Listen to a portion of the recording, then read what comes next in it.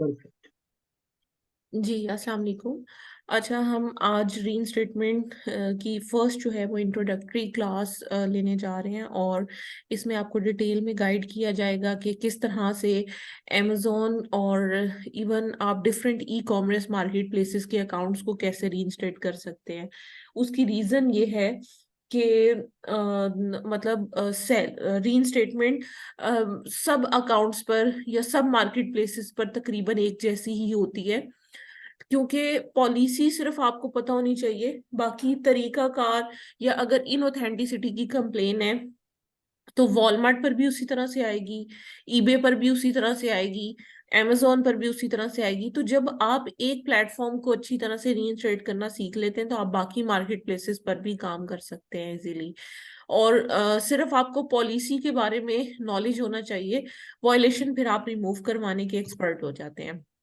सो हम स्पेसिफिकली यहाँ पर amazon को ज्यादा एम्फोसिस करेंगे, उस पर हमारा ज्यादा फोकस होगा, क्योंकि amazon पर बहुत ज्यादा लोग सेलिंग कर रहे हैं और उनको इश्यूज भी फेस करने पड़ते हैं।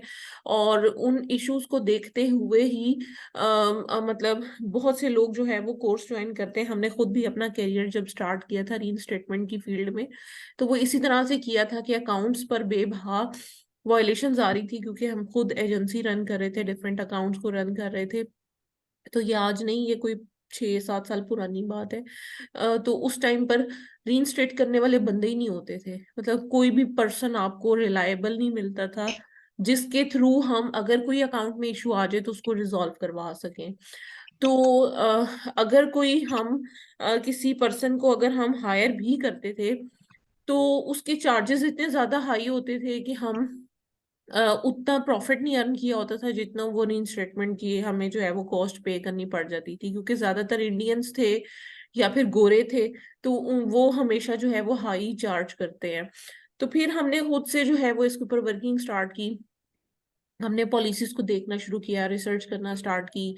फिर ग्रेजुअली हमें पता चला कि किस किस टाइप की वॉयलेशंस हो सकती हैं। फिर हमने वॉयलेशंस की सारे मटेरियल्स को पॉलिसीज की फॉर्म में सबसे पहले फॉर्मेशन की उनकी। हमने एक पॉलिसीज का फोल्डर बनाया ताकि हमें एटलीस्ट खुद से हमने अपने आप को एजुकेट किया कि कैसे पॉलिसीज अमेज़न की उनको कंप्लाई करना जरूरी है, और अगर हम कंप्लाई नहीं करते तो किस पॉलिसी की वॉयलेशन पर किस हद तक अमेज़न का स्ट्रिक्ट किस्म का रिएक्शन आएगा। उन सारी चीजों को देखा। फिर उसके बाद डिफरेंट अकाउंट्स पे आने वाले जो इश्यूज थे उनको हमने डिफरेंट एंगल से देखते हुए डिफरेंट अपील्स के ऊपर रिसर्च की कि अपील किस तरह से इफेक्टिवली होनी चाहिए। उस टाइम पर अपील समझे कि बहुत ज्यादा प्रोफेशनली उसको प्रेजेंट करना जरूरी नहीं होता था, लेकिन नाउ डेज इस हद तक अमेज़न जो है वो अकाउंट्स को डीएक्टिवेट करता है कि जब तक आप प्रोफेशनली अपील नहीं बनाते, प्रॉपर एविडेंसेस नहीं लगाते, तब तक अमेज़न आपके अकाउंट को जो है वो रीइंस्टेट नहीं करता। सो अच्छा, मुझे बताइएगा फैसल, आपको भी आवाज ब्रेकिंग ही मिल रही है या ठीक आ रही है आवाज?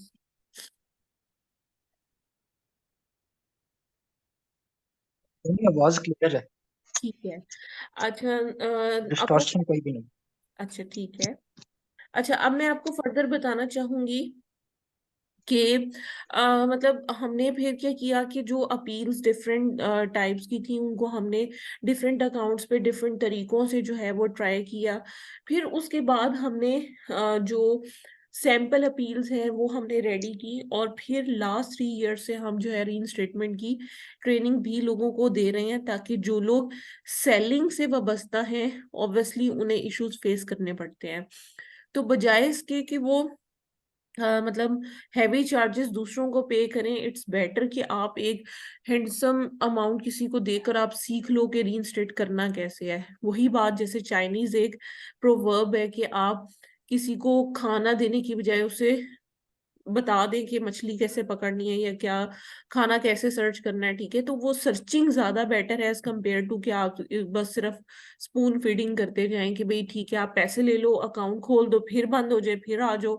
तो मतलब उस सिनेरियो से बचने के लिए स्पेशली जब आप मल्टीपल अकाउंट्स रन कर रहे होते हो, एक एजेंसी में काम कर रहे होते हो, उस टाइम पर आपको बहुत सारे अकाउंट्स पर मल्टीपल इश्यूज फेस करने पड़ रहे होते हैं। तो उसको हम ग्रेजुअली किस तरह से हैंडल कर सकते हैं, इवन अगर कोई इशू रेज होना स्टार्ट होता है तो उसको फौरी तौर पे कैसे आपने हैंडल करना है, ये चीज भी इस कोर्स में शामिल है। तो हम आपको डिटेल में सारी चीजें गाइड करेंगे। तो इसमें सबसे पहली बात कि आपको बताया जाएगा कि अकाउंट पे सस्पेंशंस होती किस टाइप की हैं। उसके बाद अपील राइटिंग आपको डिटेल में बताई जाएगी कि आपने किस तरह से अपील राइट करनी है, और अपील के सैंपल्स भी प्रोवाइड किए जाएंगे व्हाट्सएप ग्रुप में। फिर आपको जितनी भी लेटेस्ट पॉलिसीज है ना, उसके बारे में बताया जाएगा, क्योंकि हर टाइम ड्यूरेशन के बाद एक नई तरह की वॉयलेशन amazon अकाउंट्स पर लगाना शुरू हो जाता है। जैसे पहले जब कोविड आया था, तो उसके राउंड अबाउट आप समझ लो कि ड्रॉप शिपिंग बहुत अरूज पर थी उस टाइम पर। उसके बाद समझें कि 90% अकाउंट्स पर जो वॉयलेशन आती थी वो ड्रॉप शिपिंग पॉलिसी वॉयलेशन की आती थी। फिर उसके बाद ग्रेजुअली ट्रेंड शिफ्ट हुआ।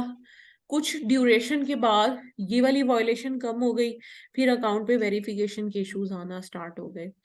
वेरिफिकेशन के इश्यूज जो हैं वो अभी खत्म हुए, तो ऑथेंटिसिटी के आना स्टार्ट हो गए। ऑथेंटिसिटी में भी फर्दर दो कैटेगरीज अमेजोन ने कर दी। पहले स्ट्रेट फॉरवर्ड ऑथेंटिसिटी, कुछ एएसआईएन्स की इनवॉइसेस मांगकर अमेजोन काम खत्म कर देता था, लेकिन नाउ अ डेज ऑथेंटिसिटी की एक मॉडिफाइड फॉर्म आ गई, जिसमें अमेजोन आपसे एडिशनल डॉक्यूमेंट्स काफी ज्यादा टाइप्स के रिक्वायर करता है।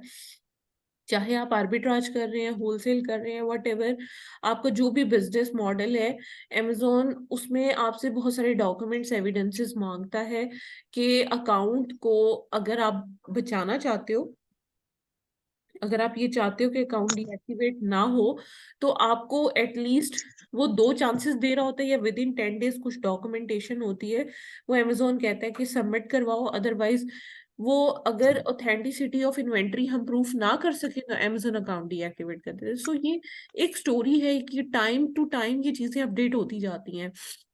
तो मतलब रीइंस्टेटमेंट सिर्फ सीख लेना कोई बहुत बड़ी चीज नहीं है, लेकिन जैसे जैसे ट्रेंड चेंज हो रहा होता है, इसके साथ साथ अपनी रिसर्च को मॉडिफाई रखना और उस नए आने वाली वॉयलेशन के ऊपर फौरी तौर पे वर्किंग करना, ये एक रीइंस्टेट एक्सपर्ट की जो है वो स्पेशलिटीज होती हैं। और ये मतलब किसी की गाइडलाइंस के बगैर आपको नहीं समझ आती। तो आप देखें कि जो स्टूडेंट्स हमारे साथ अटैच होते हैं, उन स्टूडेंट्स को हम टाइम टू टाइम चीजों के बारे में, जो भी नई वॉयलेशन आती है, तो ग्रुप में ही होते हैं स्टूडेंट। तो फॉर एग्जांपल अगर आप 3 स्टूडेंट्स हो, आप में से एक अगर बहुत एक्टिवली काम कर रहा है, सारा कुछ कर रहा है, तो इसमें ये होता है कि वो स्टूडेंट अगर कोई क्वेश्चन नई वॉयलेशन के रिगार्डिंग पूछता है, तो हम ग्रुप में ही स्टूडेंट को इंटरटेन करते हैं। तो उसमें ये होता है कि बाकी जितने भी स्टूडेंट होते हैं उनको भी पता चल जाता है कि इस टाइप की वॉयलेशन आना स्टार्ट हो गई है, तो वो लोग भी एक्टिव होकर फिर उस टाइप की वॉयलेशंस को लेना स्टार्ट कर देते हैं। तो कहने का मकसद ये है कि आपको ना सिर्फ लेटेस्ट पॉलिसी अपडेट्स के बारे में भी गाइड किया जाएगा, बल्कि लाइव केस स्टडीज आपको ड्यूरिंग ट्रेनिंग हम लोग दिखाएंगे कि ये केस है, इस केस को हम कंप्लीटली कैसे स्टडी करेंगे, और इसके ऊपर हमने वर्किंग किस तरह से करनी है, क्या क्या चीजें हमें कलेक्ट करने की जरूरत है, अमेजोन को कैसे कन्विंस करने की जरूरत है। ये सारी चीजें हम इस कोर्स में डिटेल में डिस्कस करेंगे। इसके बाद जो अमेजोन की अकाउंट की सस्पेंशन की रीजंस हैं, क्योंकि देखें एक चीज होती है कि अकाउंट डीएक्टिवेट हो गया, अब दूसरी चीज है कि अकाउंट जब हमने ओपन करवा लिया, तो हमें रीजंस पता होनी चाहिए कि अमेजोन ने अकाउंट सस्पेंड करने की क्या क्या रीजंस हो सकती हैं, फिर हम उस रीजन को ओवरकम कर लेते हैं। तो ये भी एक रीइंस्टेटमेंट एक्सपर्ट की एक प्लस पॉइंट होता है कि उसे ये भी पता होता है कि अब अकाउंट को रीएक्टिवेट करवाया है, तो अब दोबारा से उसको किस तरह से बचा कर रखना है। उसके बाद अपील राइटिंग, आपको कंप्लीटली जो है वो उसके बारे में गाइडलाइंस दी जाएंगी।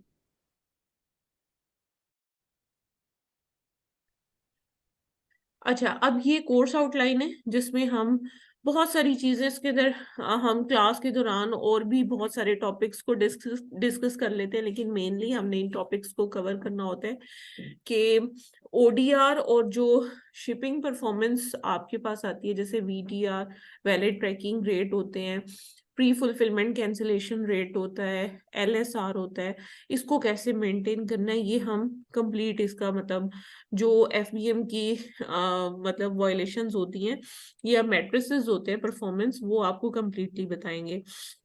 और इनकी वायलेशन से बचा कैसे जा सकता है, अगर हो जाए तो उसको कैसे आपने ओवरकम करना है, अगर फ्लैग रेड फ्लैग आ जाए, इनके सस्पेंशन का नोटिस आ जाए कि आपका अकाउंट सस्पेंड हो सकता है, तो उसके बारे में भी आपको डिटेल में गाइड किया जाएगा। और अगर अकाउंट उसकी वजह से डीएक्टिवेट हो जाता है तो उसको कैसे खोलना है वो आपको कंप्लीटली बताया जाएगा। इसके बाद जो इम्पोर्टेंट टॉपिक्स हैं, स्पेशली जो कि आजकल बहुत ज्यादा ट्रेंडिंग है, उसमें ऑथेंटिसिटी का इशू है, वेरिफिकेशन का इशू है और ड्रॉप शिपिंग का इशू है। ठीक है, ये सारी चीजें आपको डिटेल में इसमें बताई जाएंगी।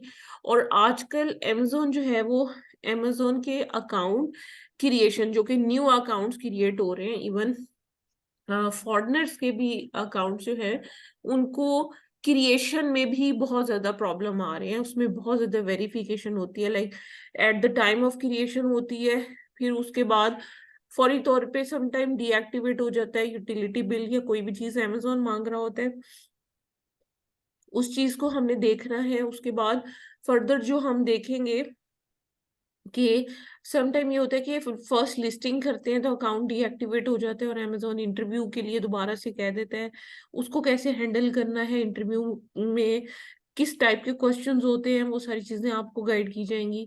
उसके बाद समटाइम ये होता है कि अकाउंट, स्पेशली जो यूके की मार्केट प्लेस है, उसमें क्या होता है कि हर साल वेरिफिकेशन होती है अकाउंट की दोबारा से, सारी चीजों की, आपकी कंपनी की, आपकी पर्सनल डिटेल्स की, आपकी प्रूफ ऑफ एड्रेस की, हर चीज की उसमें होती है। तो उस वेरिफिकेशन को कैसे सक्सेसफुली आपने कंप्लीट करना है, इवन आप अपनी कंसल्टेंसी जो है वो लोगों को ऑफर कर सकते हैं कि अगर रीइंस्टेट नहीं भी करवाना या अगर कोई इशू चल रहा है तो उस इशू को आपने रिजॉल्व कैसे करना है। अकाउंट अभी ये डीएक्टिवेट नहीं हुआ, अगर किसी ने सिर्फ इंटरव्यू देना है तो आप इंटरव्यू स्केड्यूल करवाकर और उसका सक्सेसफुली इंटरव्यू जो है, उसके क्वेश्चन आंसर्स और उसको पहले से आप सारी गाइडलाइंस वगैरह दे देते हो, तो उसकी भी आप कंसल्टेंसी फी जो है वो चार्ज कर सकते हो।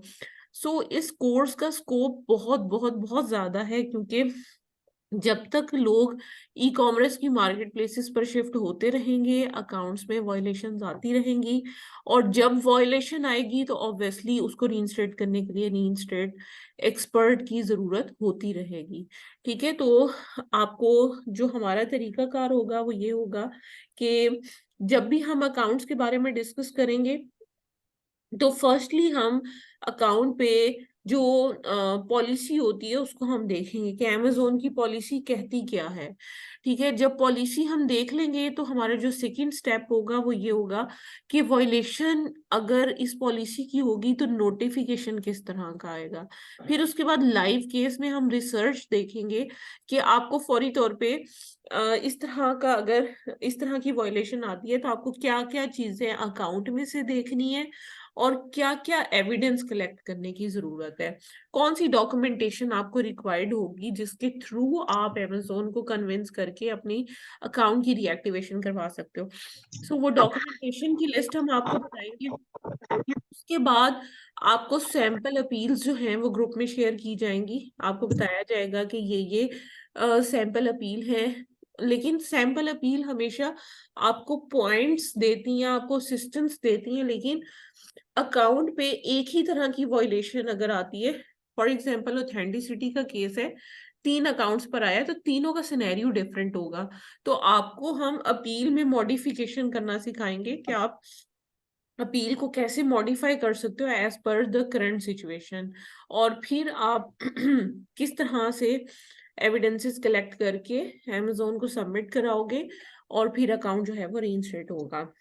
कुछ माइनर वायलेशंस होती हैं, सस्पेंशंस होती हैं, और कुछ मेजर सस्पेंशंस होती हैं जिनको reinstate gradually with the passage of time आप करवाना स्टार्ट करेंगे। सो जो माइनर वायलेशंस होती हैं वो तो आप फौरी तौर पे ही रीइंस्टेट करवाना स्टार्ट हो जाएंगे। हमारे बहुत सारे स्टूडेंट, इवन पिछले ग्रुप की अगर मैं बात करूं तो पिछले ग्रुप में हमारे पास 3 स्टूडेंट्स थे जो कि हमने इनरोल किए थे, और तीनों स्टूडेंट्स ने ड्यूरिंग ट्रेनिंग ही अपनी अच्छी खासी अर्निंग जो है वो कर ली है।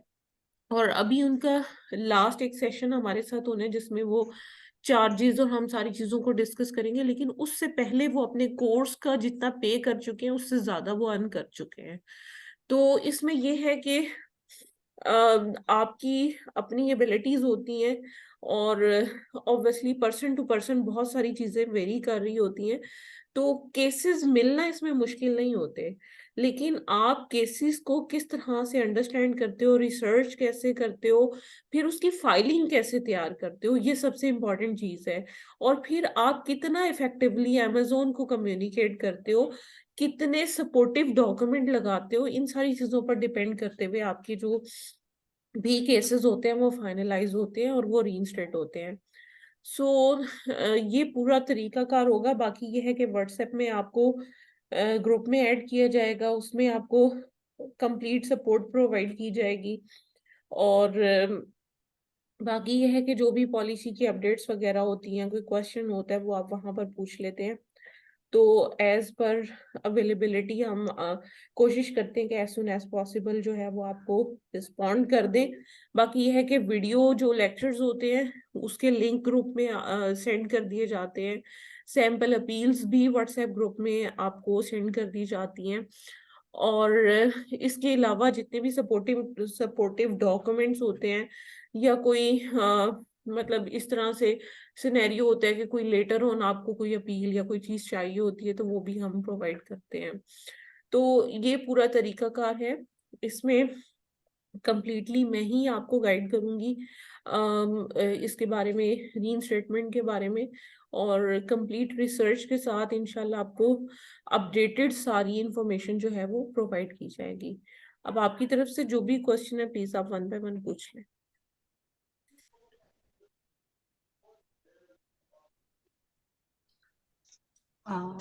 यस मैम, मेरा एक क्वेश्चन है कि डीएक्टिवेट और सस्पेंशन ये दो डिफरेंट हैं या सेम चीज है?